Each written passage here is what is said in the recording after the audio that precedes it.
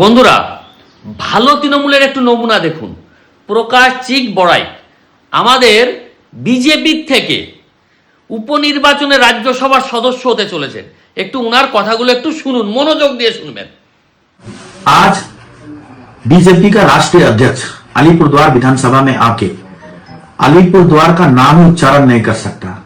ये परिजाई पक्षी का जैसे आते हैं वोट के समय में, क्या नाम है भैया अलीपुर द्वार।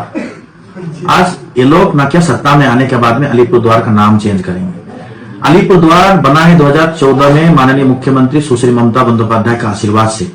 अलीपुरद्वार में आके अलीपुरद्वार का जो नाम उच्चारण नहीं कर सकते, जो अलीपुरद्वार का संस्कृति बंगाल का संस्कृति को नहीं जानते, ये लोग बंगाल दखल करेंगे। 2026 में बंगाल के लोग, अलीपुरद्वार के लोग इसका जवाब देंगे। শুনলেন তো, রাষ্ট্রীয় অধ্যক্ষ আলিপুরদুয়ারের নাম বিজেপির উল্লেখ করতে পারে না। আর আলিপুরদুয়ার তৈরি করেছে কে? মমতা ব্যানার্জি, সুশ্রী মমতা ব্যানার্জি। আর কি বললো? বিজেপিকে পরিযায়ী পাখির মতন, মানে এখন আসবে আবার চলে যাবে।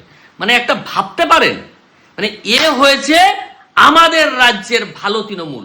মানে রাজ্যসভায় যাওয়ার জন্য বিজেপির একজনও ভালো ব্যক্তিত্বর মানুষ পশ্চিম বাংলায় নেই। তার প্রমাণ আমাদের রাজ্য বিজেপি করে দিল তো। আর একটা কথা বলি, একে রাজ্যসভায় পাঠানোর আগে না একটু গঙ্গা জল ছিটিয়ে নেবেন। আমাদের নীলকণ্ঠ হয়ে গেছে, আজকে আমরা সব বিষ হজম করে নেব।